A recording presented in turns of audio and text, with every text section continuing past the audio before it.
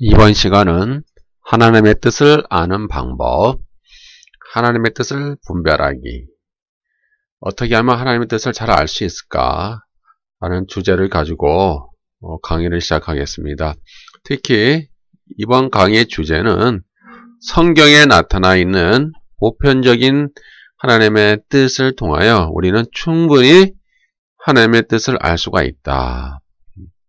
때문에 어떤 환상을 추구한다든지, 계시를 받는다든지, 어떤 음성이 들린다든지 라고 하는 것을 추구한다는 것은 상당히 위험한 것이고, 그것은 비성경적인 것이다. 그러면 정말 성경은 우리가 하나님의 뜻을 추구하기에 충분한가? 예, 충분하다. 성경 말씀 안에 하나님의 뜻이 다 들어있기 때문에 오늘날 현대를 살아가는 기독교인들이 성경 안에서 충분히 하나님의 뜻을 찾아서 여러분들이 그 삶의 현장에 실천할 수 있다라고 하는 사실을 이 시간 한번 살펴보고자 합니다. 우리 모든 신자는 하나님의 뜻을 알고 싶어 합니다.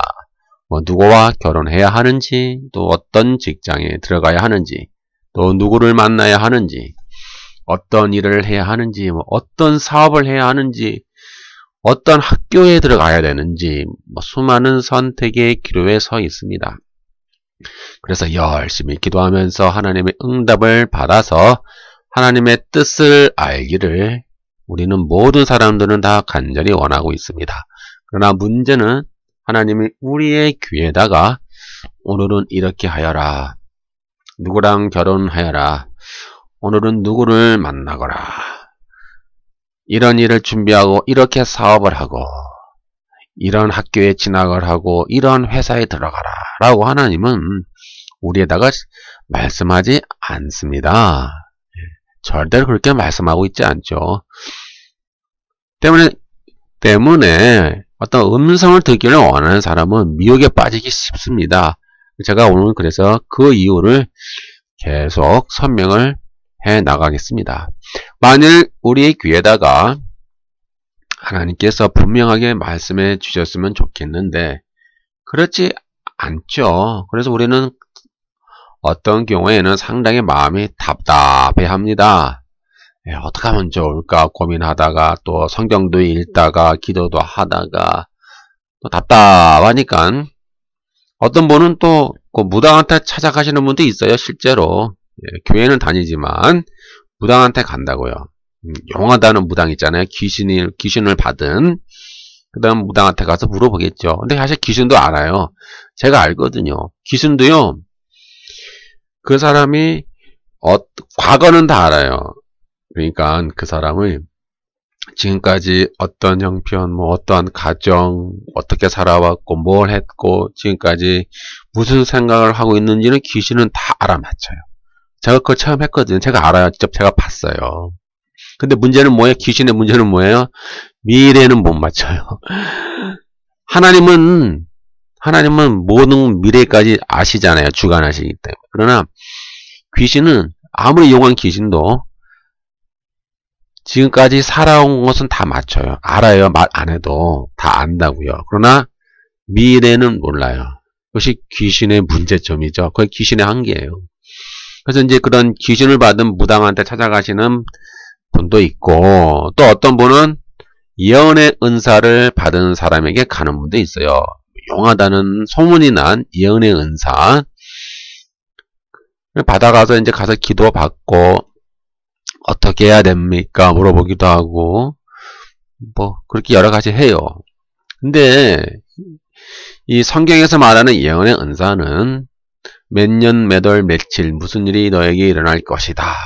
그렇게 미래를 쪽집게처럼 맞추는 그런 은사가 아니라 이 마음의 일을 드러내며 하나님의 말씀으로 권면이나 책망이나 위로를 주는 것에 더 가깝기 때문에 이 무당집에서 점치는 것처럼 이 예언의 은사를 생각해서는 안 돼요. 근데 오늘날 이 예언의 은사를 이 무당집에서 점치는 것처럼 비슷하게 생각하는 분들이 너무나 많아요.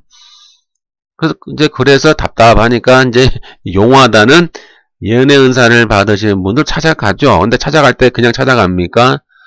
헌금을 들고 가죠. 이제 쉽게 해서 복채 비슷한 개념이 나오는 거예요. 헌금을 들고 가기도 하고, 또 어떠한 분은 헌금 액수를 딱 정해줘요. 얼마를 가지고 와라.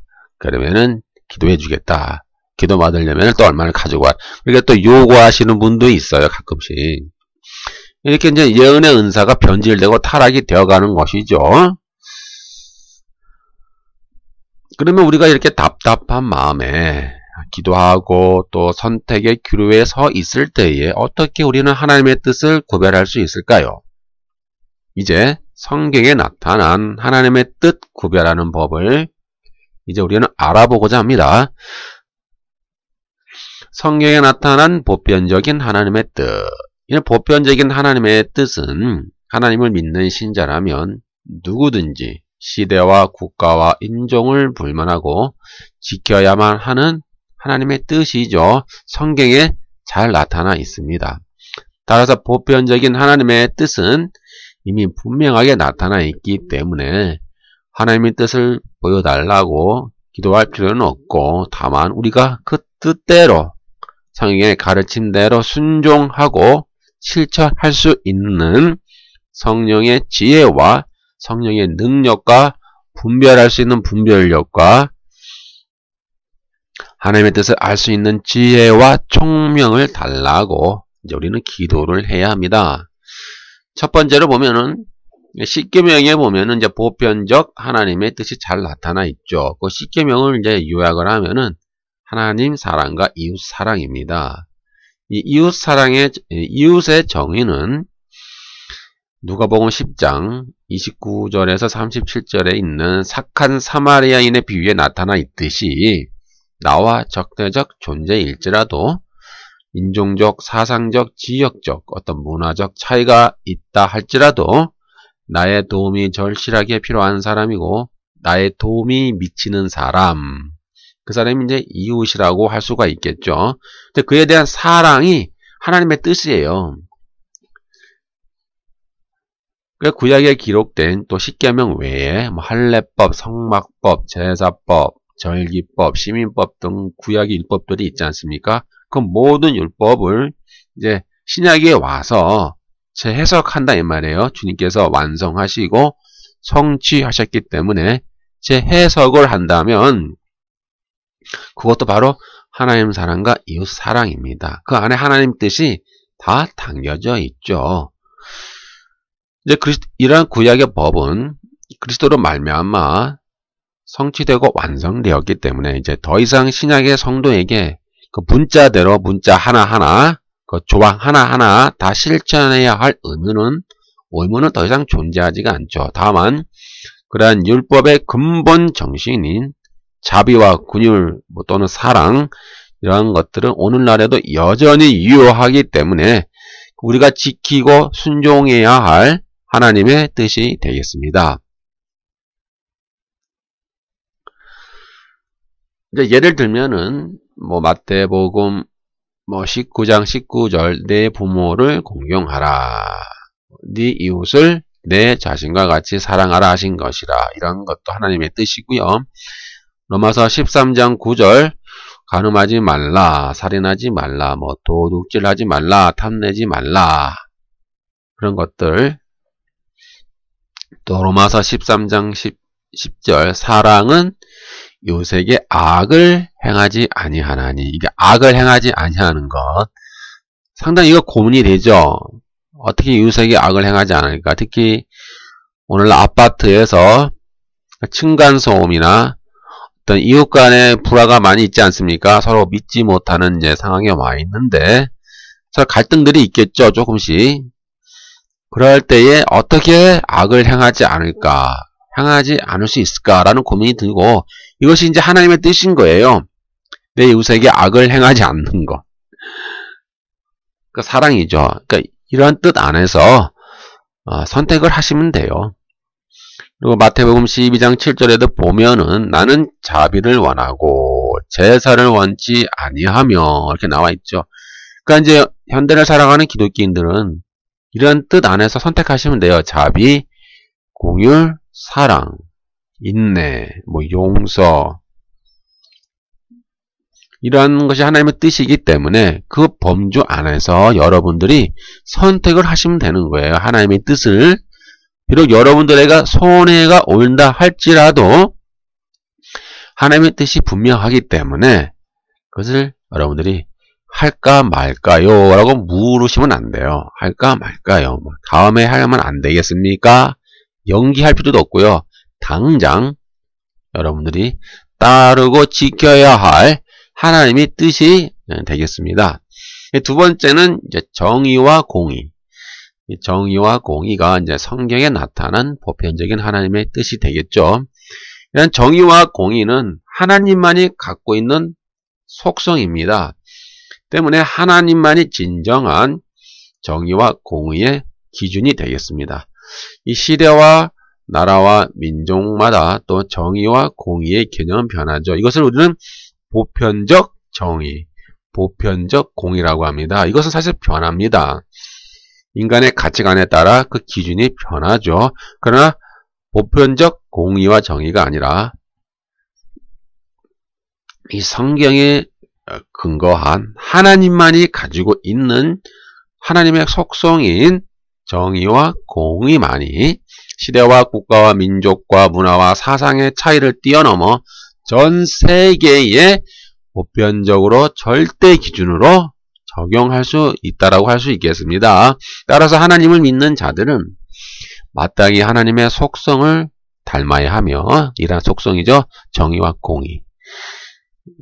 각자가 속한 정치, 경제, 사회, 문화, 법률, 과학 이런 여러분들이 속한 일터, 직장, 또 만나는 사람, 인간관계 이러한 모든 분야에서 부정부패를 정지하고 부패 커넥션, 또 검은거래, 어떤 이런 죄악과 탐욕과 악한 것들, 또 불공정한 거래 이러한 것들을 우리가 정제를 해야 됩니다. 그리고 하나님의 속성인 정의와 공의를 드러내야 할 사명이 있고 이것이 바로 하나님의 뜻입니다.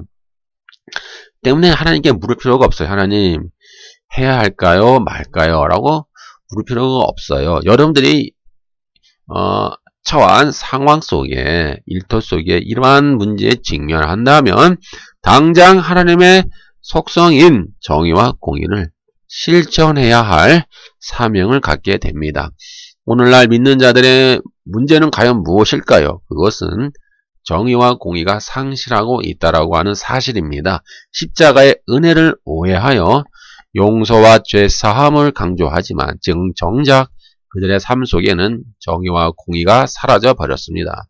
적당히 해먹고 적당히 부패하고 적당히 타협하면 돈과 명예가 굴러들어오기 때문에 이것을 지혜로운 처세술 또는 융통성이라고 생각하고 이러한 것들을 하나님이 주시는 축복이야, 하나님이 주시는 은혜야 라고 착각하면서 또 교회 헌금만 잘 내면 돼, 교회 출석만 잘하면 됐지 뭐가 문제가 되겠니? 라고 안일한 신앙생활을 한다는 데에 큰 문제가 있는 것입니다. 이러한 우리 현대 기독교인들의 안일한 신앙 태도는 사실 하나님의 은혜를 망령되이 여기고 또 더럽힐 수 있는 어리석은 행동일 수 있다라고 하는 사실을 우리는 두려워해야 할 것이고요. 하나님은 결코 이러한 자들의 행동을 그냥 넘어가지 않습니다. 무한대로 죄를 지어도 회개만 하면 무한대로 용서해 주시니까 하나님께서 적당히 넘어가 주시겠지, 회개만 하면 괜찮아 라고 생각한다면 그것은 더욱 하나님의 은혜를 악용하는 것이 됩니다. 두려워해야 되죠. 하나님은 결코 그냥 넘어가는 분은 아닙니다.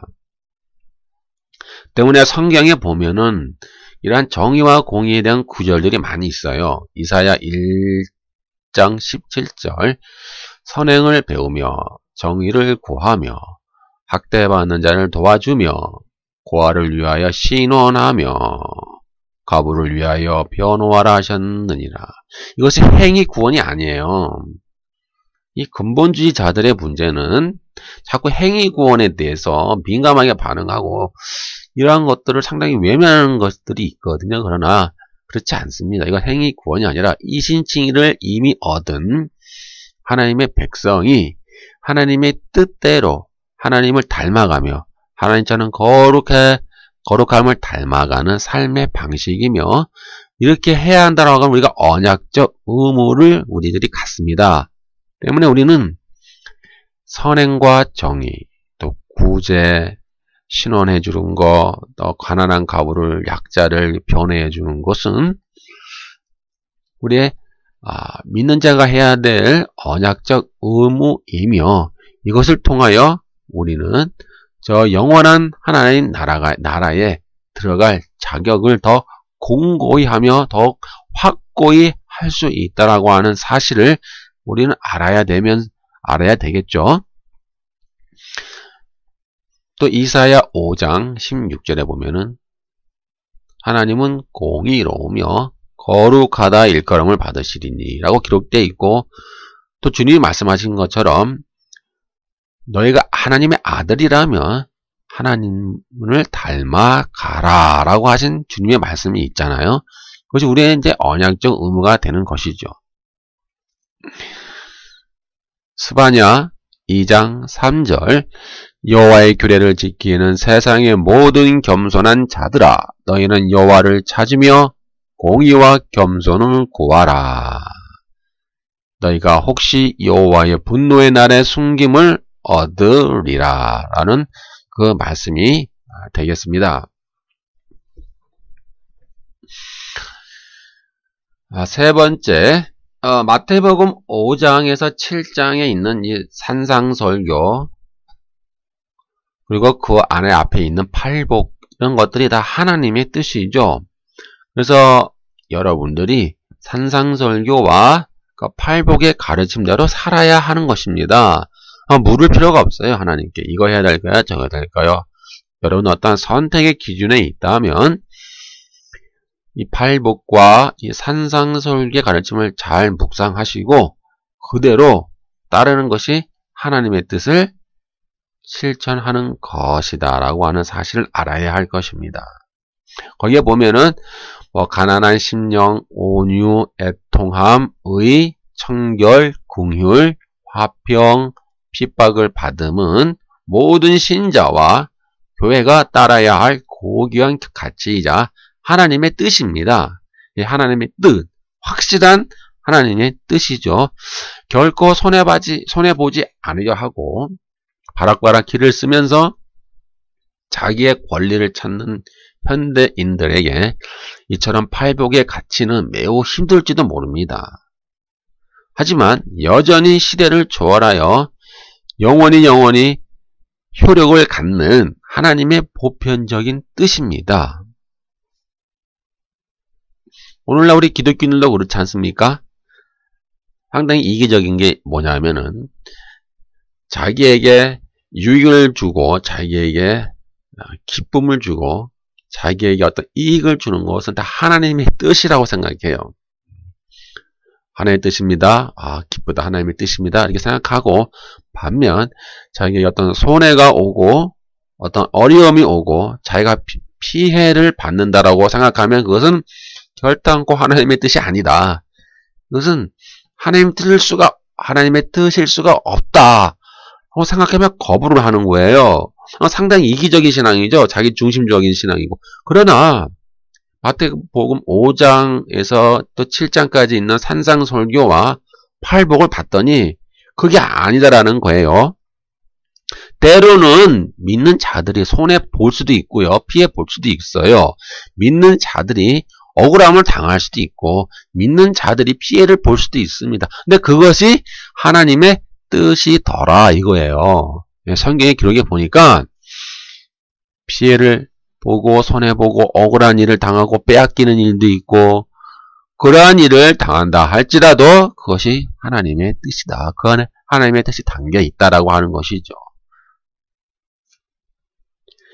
네 번째, 이러한 산상설교에는 모든 믿는 자들이 추구해야 할 보편적인 하나님의 뜻이 담겨 있습니다. 산상설교는 이제 그리스도의 오심으로 이루어진 계시의 완성과 성취로 말미암아 구약의 율법의 준수에서 해방된 신약의 모든 성도들에게 주님이 친히 수요하신 하늘나라의 새로운 가치관이요 고귀한 하나님의 뜻입니다.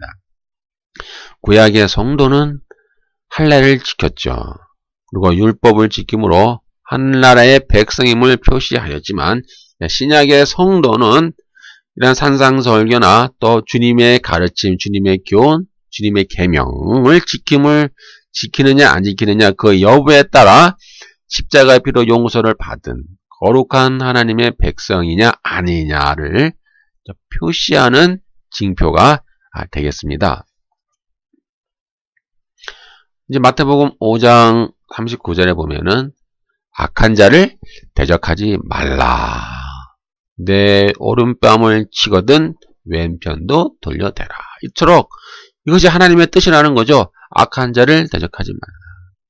때로 우리는 경찰에 신고하고 또 법적인 고소를 할 수도 있을 것입니다. 억울하니까. 그러나 성경의 말씀은 대적하지 말라. 그것이 하나님의 뜻이다. 또 5장 44절 너희 원수를 사랑하며 핍박하는 자를 위하여 기도하라. 이것이 결국 하나님의 뜻이다라는 것이죠. 또 5장 48절 하늘에 계신 너희 아버지의 온전하신 같이 너희도 온전하라. 이게 뭐예요? 하나님을 닮아가라.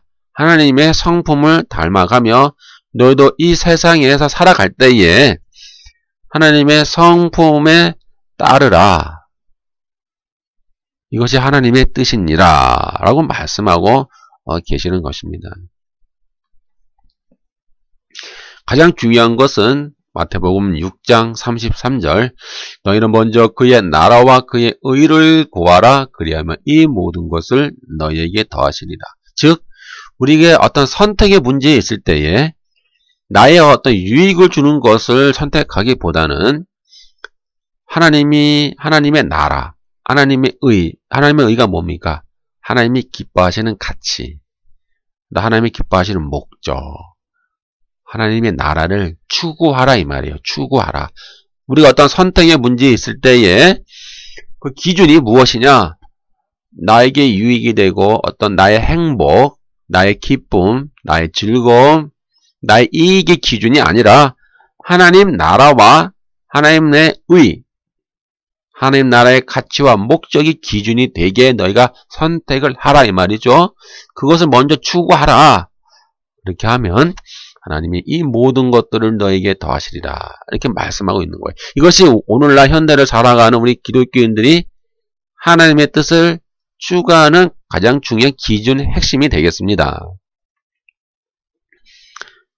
또 7장 1절에 보면은 비판하지 말라. 이것이 하나님의 뜻이고요. 또 12절에 보니까 또 남에게 너희가 대접을 받고자 하는 대로 먼저 남을 대접하라. 이렇게 기록되어 있어. 이것은 보편적인 하나님의 뜻입니다. 때문에 여러분들이 이것을 여러분 삶의 환경 속에서 선택의 문제에 직면하였을 때에 그대로 실천하시면 되겠습니다. 이제 5번째, 기타 성경의 수많은 가르침들은 하나님의 보편적인 뜻을 보여줍니다.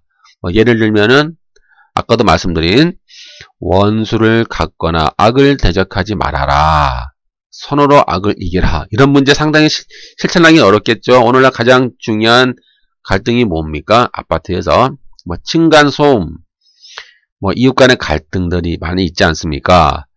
근데 이럴 때 주님이 그러시는 거예요. 선으로 악을 이기라. 그냥 선으로. 그리고 악을 대적하지 말라. 그러니까 분노하지 말라. 화를 내지 말라. 또 기도를 통해서 지혜로운 방법을 찾아라. 서로가 서로에게 유익하는 그런 한번 지혜로운 방법을 찾아야지 원수를 갚거나 어떤 보복의 방법을 쓰지 말아라. 이게 하나님의 뜻이다 라고 말씀하고 있죠. 또는 거룩함, 너는 거룩하게 살아라. 이것이 하나님의 뜻이다. 범사에 감사해라. 인간 관계에서 진실성을 유지해라. 진실성을 유지하라. 또 탐욕과 욕망의 지배에서 벗어나라.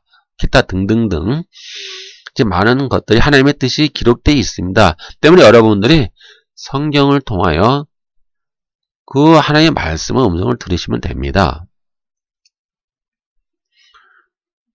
베드로전서 3장 17절 선을 행하며 고난받는 것이 하나님의 뜻일진대 악을 행함으로 고난받는 것보다 나으니라. 혹시 여러분들 가운데에 선을 행함으로 고난받는 분이 있습니까? 억울한 건 상당히 억울하지 않습니까? 근데 그것이 하나님의 뜻이다 이 말이에요. 오히려 기뻐하라는 것이죠. 이럴 때 억울한 일을 당하고 나는 선하게 했는데 오히려 오해를 받고 오히려 억울하게 또 고난도 받고 그것이 하나님의 뜻이다 라고 하고 있고요. 또 여러분들 선택의 기준에 있어서 선을 행하고 고난받는 것 그런 어떤 경우가 있다라면 그런 경우의 수가 있다라고 하면은 또 그것을 선택하는 것이 하나님의 뜻이라 할 수가 있겠습니다. 또 야고보서 3장 14절에 보면 너희 마음속에 독한 시기와 다툼이 있으면 자랑하지 말라. 진리를 거슬러 거짓말하지 말라. 이것이 무엇일까요? 하나님의 뜻이다 이 말이죠. 그러니까 시기와 다툼이 있으면 안 됩니다. 여러분들이 어떤 선택의 문제에 있을 때에 시기와 다툼을 없애고 또 자랑하는 것을 없애고 또 거짓말하는 것을 없애고 하나님의 그 온전하신 뜻, 선하시고 기뻐하시고 온전하신 뜻을 우리가 분별해야 되겠죠. 특히 로마서 12장 2절에 보니까 중요한 건 이거예요. 분별해라 이거예요. 하나님의 음성을 들어라 이런 말 하지 않아요. 바울은 환상을 봐라. 하나님이 너에게 계시를 주실 것이다 라고 하지 않고요. 먼저 우리가 마음이 변화를 받으라 이 말이에요. 너희 마음이 먼저 이 세대를 본받지 말고 먼저 너희 마음을 새롭게 함으로 변화를 받아 하나님의 선하시고 기뻐하시고 온전하신 뜻이 무엇인지 먼저 분별해라. 무엇을 분별할까요? 우리의 이성, 우리의 의지 안에 하나님 주셨지 않습니까? 우리가 하나님의 형상과 모양대로 짐을 받았기 때문에 하나님이 우리의 이성과 우리의 의지 안에 성령의 조명을 주신다 이 말이에요. 여러분들이 기도하실 때에 성령께서 내 마음속에 조명을 하여 주십시오. 하나님의 뜻을 분별하게 해 주십시오. 하나님의 뜻을 찾게 하여 주십시오. 라고 기도하시는 게 옳은 방법입니다. 환상을 보게 하여 주세요. 음성 듣게 해주세요. 계시 받게 해주세요라고 기도하시면은 그것은 성경의 가르침을 떠난 미혹의 가르침이다. 그래서 로마서 12장 2절에서 계속 사도 바울은 말하는 거예요. 분별해라. 하나님의 뜻이 무엇인지 분별해라. 분별하다라고 항상 강조하고 있는 것이죠. 또 베드로전서 2장 1절 모든 악독과 모든 기만과 외식과 시기와 모든 비방하는 말을 버려라. 이것이 하나님의 뜻이다. 그 말입니다. 비방하면 안 되죠. 교회 안에서. 서로 뒷담화 까고 서로 시기가 얼마나 많이 있습니까? 우리 안에 또 교회 안에 서로 믿는 자들끼리 또 외식과 기만, 악독이 많이 있지 않습니까? 그것을 버리는 것이 하나님의 뜻을 찾는 방법이 되겠습니다. 또한 빌립보서 4장 8절에 보면은 무엇에든지 참되며 무엇에든지 경건하며 무엇에든지 옳으며 무엇에든지 정결하며 무엇에든지 사랑받을 만하며 무엇에든지 칭찬받을 만하며 무슨 덕이 있든지 무슨 기름이 있든지 이것을 생각하라. 이것이 하나님의 뜻이라는 거예요. 여러분들이 어떠한 선택의 기준에 있어서 참된 것, 경건한 것, 옳은 것, 정결한 것, 덕이 있는 것, 어떤 칭찬받을 만한 일이 있는 것, 사랑받을 만한 일이 있는 것, 이런 것들을 생각하고요. 항상 이것을 추구하는 것, 그것이 하나님의 뜻이다 이 말이죠. 또 가장 중요한 말씀이 이거예요. 골로새서 3장 5절. 그러므로 땅에 있는 지체를 죽이라. 곧 음란과 부정과 사욕과 악한 정욕과 탐심이니 탐심은 우상 숭배니라. 이것이 하나님의 뜻이다 이 말이에요. 예. 땅에 있는 지체가 무엇입니까? 나와 있잖아요. 음란, 부정함, 우리의 사욕, 악한 정욕들, 우리 안에 있는 탐욕, 탐심들을 버리고 그걸 죽이는 것. 그것이 하나님의 뜻입니다. 여러분들 따라서 어떤 선택의 기준에 직면할 때에 이러한 보편적인 성경의 뜻 안에서 여러분들 삶 속에 적용하시면 되고 거기서 여러분들이 분별하셔서 행동하시면 되는 거예요. 하나님의 뜻은 실행해야 할 의무이지 기도해서 물어보지 말라.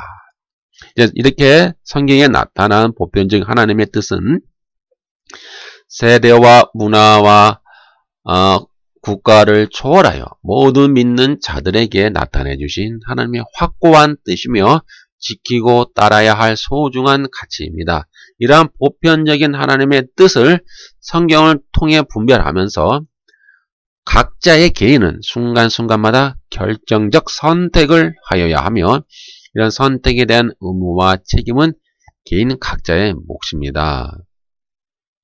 그냥 우리 각자의 몫인 거예요. 여러분 스스로 선택하는 거예요. 하나님이 여러분들에게 이렇게 해라 저렇게 해라 요렇게 하고 저렇게 하고 이렇게 하라고 말씀하지도 않으세요. 그러니까 이런 하나님이 기뻐하시는 뜻이 있지 않겠습니까? 이런 틀, 하나님이 기뻐하시는 틀 안에서 여러분들이 스스로 결정을 해야 하는 거예요. 성령께서 내 의지와 내 이성에 성령의 조명을 비춰주십시오. 그리고 하나님이 기뻐하시는 방법을 선택하고 분별하게 해 주십시오라고 기도를 하시면은 하나님이 여러분들의 깨달음을 주십니다. 깨우쳐 주심을 주세요. 아, 이렇게 해야 되게 하는 것이 하나님이 기뻐하는 방법이겠구나라는 어떤 마음속에 조명을 주신다 이 말이에요. 그러면 그대로 여러분들이 스스로가 선택하고 결정하고 행동해야 할 의무가 있고요. 그에 대한 책임도 여러분 스스로가 져야 되는 것이죠. 그것이 하나님이 원하는 방법입니다.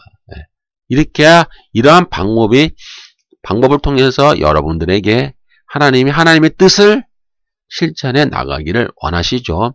이처럼 성경에 기록된 하나님의 뜻은요, 남이 대신 해줄 수 있는 것도 아니며 또 남이 나에게 강제로 시켜서 하는 것도 아니고 우리 각자가 개인이 하나님 앞에 스스로 결정하고 결단하는 것입니다. 이제 이렇게 성경이 알려진 보편적인 하나님의 뜻은 우리가 실천하고 실행해야 할 문제이지 할까 말까 고민하면서 하나님 꼭 이 말씀대로 해야 되나요?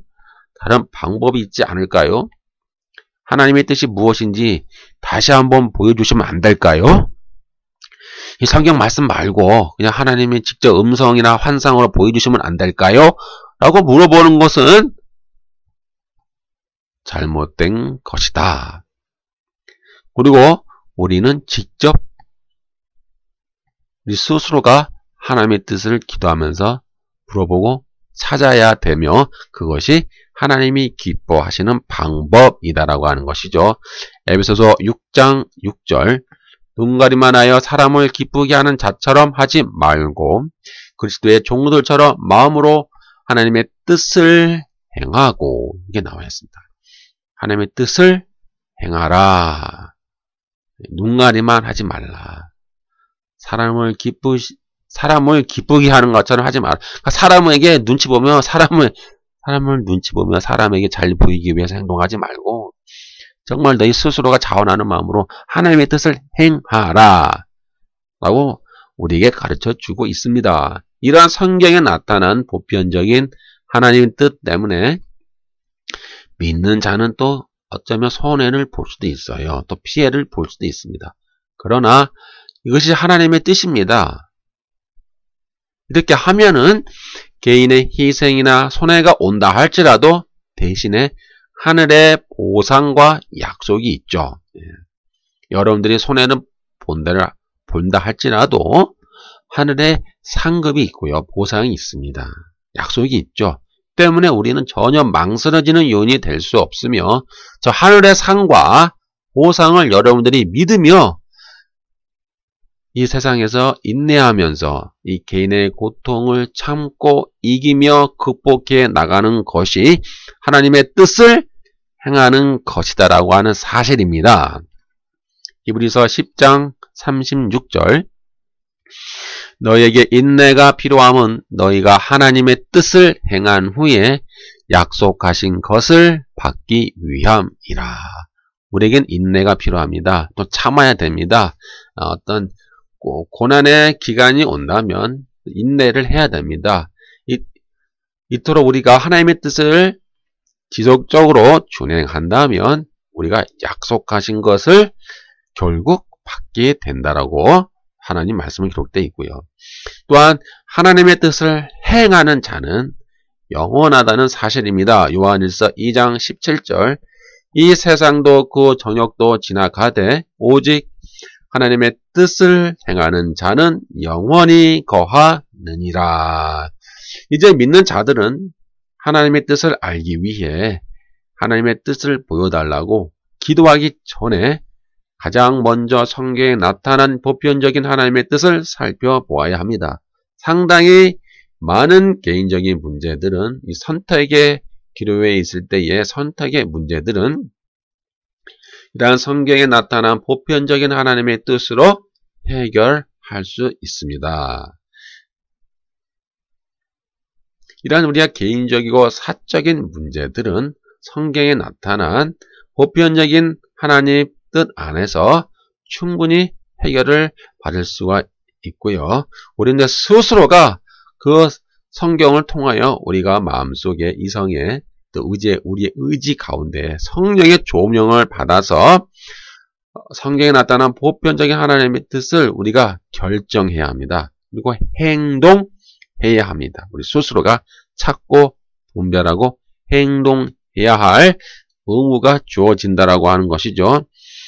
오늘날 문제는 하나님의 뜻에는 사실 관심이 없고 자기가 원하는 것을 충족받기 위해 하나님의 뜻을 자꾸만 되묻는 이런 모순된 상황에 있다라고 하는 사실입니다. 안타까운 것은 많은 신자들은 성경에 나타난 보편적인 하나님의 뜻에는 별로 관심이 없어요. 왜냐하면 자기에게 별로 유익이 없거든요. 성경을 봤더니 거의 희생하고 손해보는 것밖에 거의 없어요. 참으라, 인내하라, 선으로 악을 이겨라, 원수를 갚지 마라, 악을 대적하지 말라, 이렇게 기록되어 있으니 너무 가혹하기도 하고 나만 손해보는 거야, 나만 희생하는 거야, 이렇게 생각하니까 사람들이 별로 이렇게 성경에 나타난 하나님의 보편적 뜻에는 별로 관심이 없어요. 그걸 또 지키려고 하지도 않아요. 오늘날 현대인의 기독교인들의 모습이 별로 개인에게 이득이 될 것이 없거든요. 거의 개인에게 이득이 없어요. 자꾸 나만 손해보는 거 아니야? 피해의식이 자꾸 든다라는 거예요. 그리고 생각하기를 이 말씀은 나에게는 해당이 안 될 거야. 다른 사람에게 해당이 될 거야.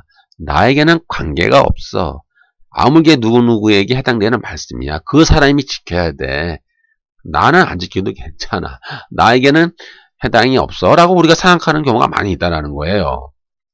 그러면서 각자의 개인적이고 사적인 문제에 대해서는 또 하나님의 뜻을 알기 위해 고전분투합니다. 상당히 이기적인 거예요. 왜냐하면 성경에 기록되어 있는데 거기 보니까 희생하는 부분도 많고 손해를 감당해야 되는 부분이 너무 많으니까 그것이 싫다는 거예요. 성경을 안 봐요. 성경을 통해서 하나님의 뜻을 구하려고 하지 않아요. 그러면서 그냥 하나님의 음성을 직접 들으려고만 해요.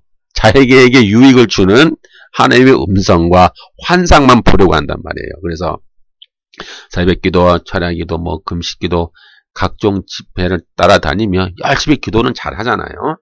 그러면서 어떻게 하든 눈앞에 환상이 보이고 귓가에 음성이 들리게 바라는 거예요. 왜요? 성경에는 자꾸 감당하기 어려운 말씀만 있으니 그냥 나에게 유익이 되는 거, 나에게 기쁨만 되는 거, 나에게 아주 유익만 될 수 있는, 나에게 아주 좋은 것만 되는 그런 것들만 막 눈에 보이고 막 귀의 음성에 들리기를 원하는 거예요. 바로 눈앞에 성경에 하나님의 뜻이, 이 보편적인 하나님의 뜻이 훤히 있음에도, 훤히 보임에도 불구하고 마치 눈 가리고 아웅하는 것처럼 자꾸 자기의 입맛에 맞는 하나님의 뜻을 찾아다니는 이런 우리 모순들에 빠져 있습니다. 예를 들면은요, 어떤 분이 이제 기도를 하다가 갑자기 하나님의 어떤 음성이 들렸다라는 거예요. 응답을 받았대요. 그래서 뭐 하나님께서 이렇게 하는 것이 하나님의 뜻이다라고 어떤 음성이 들렸대요. 그래서 그러면 그것이 하나님의 음성인지 아닌지 한번 확실하게 우리가 한번 분별해 봅시다. 라고 해서 이제 기다리고 봤더니 결국에는 자기의 생각이더라 이 말이에요. 그러니까 자기가 원하는 거, 자기의 생각이 막 귀에 음성이 들리는 거예요. 그리고 그것이 막 자기 눈앞에 환상으로 보이는 거예요. 근데 그것이 다 거짓 환상이고 거짓 음성이죠. 이런 경우가 너무 많아요.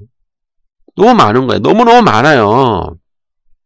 이 성경에 나타난 하나님의 뜻을 자꾸 이게 외면하고 뭔가 자꾸 보려고만 하고 뭐 들으려고만 하니까 자기 마음속에 있는 그런 자기 그냥 소원이 그냥 거기에 투영이 되는 거예요. 너무나 그것이 많다니까요. 아유, 상당히 위험해요. 너무나 위험한 상황들이 너무 많더라고요, 보니까. 결국 이제 그들이 원하는 거는 하나님의 뜻과 전혀 관계가 없는, 성경에 있는 하나님의 뜻과 전혀 관계가 없는 개인의 욕망과 야망을 채우기 위해 노력하면서 이것이 하나님의 뜻이다 라고 착각을 하는 거예요. 그러니까 자기의 입장에 따라, 자기의 이기적 욕망에 따라 이것이 하나님의 뜻이야 라고 생각하니까 이것은 너무나 과간 아닙니까? 근데 너무 많아요, 이런 경우가. 너무 많다라는 거예요. 자기에게 유익을 주는 것은 무조건 하나님의 뜻이고, 자기가 손해를 받는 것은 절대 하나님의 뜻을 줄 수가 없다라고 하는 이런 탐욕적 신앙관이 오늘날 현대의 기독교인들의 마음속에 너무 많다. 이러한 자기의 주관적 생각을 하나님의 뜻으로 생각하고 자기 편할 대로 믿고, 또 뭐 믿기는 했으니 뭐 죽으면 천당은 가겠지라고 이 안일한 신앙생활을 하는 허무맹랑한 사람들이 너무나 많은 것 같습니다. 성경에 나타난 보편적 하나님의 뜻을 행하는 것은 내 기호와 내 생각과 내 입장에 따라 내가 마음대로 취사 선택할 수 있는 것이 아니라 모든 세대를 거쳐 전 세계의 모든 신자들이 실행해야 할 절대적인 의무이며 하나님의 절대적인 명령임을 우리는 깊이 우리 마음속에 바로 새겨야 합니다. 마태복음 7장 21절 나더러 주여 주여 하는 자마다 다 천국에 들어갈 것이 아니요 다만 하늘에 계신 내 아버지의 뜻대로 행하는 자라야 들어가리라. 이거 행위 구원이 아닙니다. 오해하시면 안 되고, 이미 이들은 이신칭의를 얻은 하나님의 백성이며 하나님 나라 안에 들어가 하나님의 통치를 받는 백성입니다. 때문에 이들은 지속적으로 이 세상에서 생명을 다하는 그날까지 하나님의 뜻을 실현해야 될 의무가 있죠. 왜요? 그렇게 해야 하나님의 통치가 발현되기 때문에 그렇습니다. 때문에 하늘에 계신 내 아버지의 뜻대로 행하는 자는 결국에는 천국에 들어갈 수 있는 자격이 주어지는 것이죠. 결코 행위 구원이 아닙니다. 또한 마가복음 3장 35절 누구든지 하나님의 뜻대로 행하는 자가 내 형제요 자매요 어머니이니라 라고 말씀하심으로써 우리가 믿음, 신앙 고백과 함께요. 우리 이신칭의의 이런 신앙 고백과 함께 우리가 지속적으로 이 땅에서 생명을 다하는 그날까지 하나님의 뜻대로 살면서 행하여야 될 의무가 주어진다라고 하는 사실이죠. 만약 우리가 하나님의 뜻대로 행하지 않으면 어떻게 될까요? 믿긴 했어요. 주여 믿습니다. 믿습니다 했는데 우리의 삶이 하나님의 뜻대로 행하지 않는다 이 말이에요. 그럼 어떻게 될까요? 하나님 주님께서 우리는 형제요 자매요 어머니로 보실까요? 안 보실까요? 어떻게 보실까요? 가요. 하나님의 뜻을 행하기 위한 올바른 기도 원리는 무엇일까? 그러면 이제 성도는 어떻게 기도를 드려야 할까요?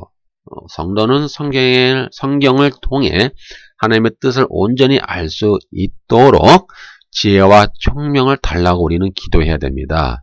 환상을 보여주세요. 계시를 보여주세요. 음성을 들려주세요 라고 하지 말고요. 지혜와 총명을 주십시오. 나에게 깨달음을 주십시오. 깨우쳐 주심을 얻게 하여 주십시오.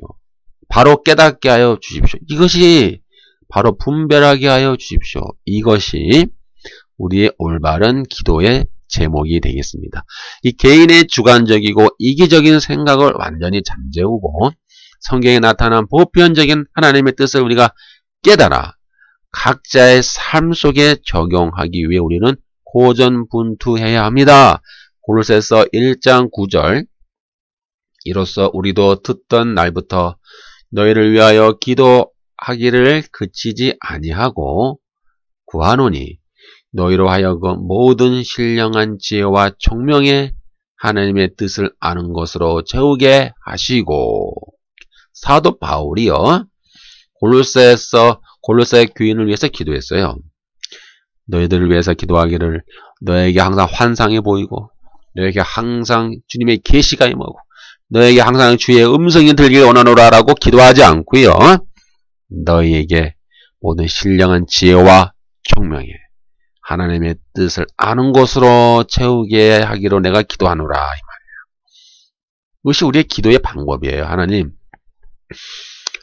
뜻을 깨달을 수 있도록 또 찾을 수 있도록 총명과 지혜를 나의 지혜와 총명에 하나님의 뜻을 아는 것으로 채워주십시오. 라고 우리는 기도를 해야 합니다. 이제 문제는 성경에 알려지고 밝혀진 그 하나님의 뜻을 어떻게 오늘날 우리 각자의 삶의 정황에 맞게 해석하고 적용할 것이냐의 문제가 남게 됩니다. 성경이 기록된 시대보다 더 고도화되고 더 복잡하게 이 시스템화된 현대 사회에 맞게 적용하기 위해 또는 너무나 다양하고 복잡한 어떤 개인의 삶의 상황에 적용하기 위해 우리는 고민해야 됩니다. 그러면서 하나님의 지혜와 총명에 의지해야 합니다. 하나님, 나의 지혜와 총명에 하나님의 뜻을 아는 것으로 가득 채워주시고 분별하게 해주시고 깨우침을 주시고 하나님 잘 선택하게 하여 주십시오. 라고 우리는 기도해야 하죠. 이제 성도는 현대에 타락하고 부패한 세속적 가치관과 그런 문화의 홍수 속에서 성경에 나타난 보편적 하나님의 뜻을 기준으로 마음을 새롭게 함으로 변화를 받아 하나님의 선하시고 기뻐하시고 온전하신 뜻이 무엇인지 우리는 분별해야 됩니다. 기도 제목도 뭐라고요? 분별하도록 해주십시오. 하나님 깨닫게 하여 주십시오. 라고 하는 게 올바른 기도의 제목이라고 계속 제가 강조드렸죠. 이제 성도는 하나님의 뜻을 보여달라고 하기 전에 성경에 나타난 보편적 하나님의 뜻을 잘 분별하고 이해하는 자가 되어 각자가 처한 다양한 상황 속에 잘 적용해야 하는 작업이 필요합니다. 에베소서 5장 17절 그러므로 어리석은 자가 되지 말고 오직 주의 뜻이 무엇인가 이해하라 이 말. 주의 뜻이 무엇인가 이해하라.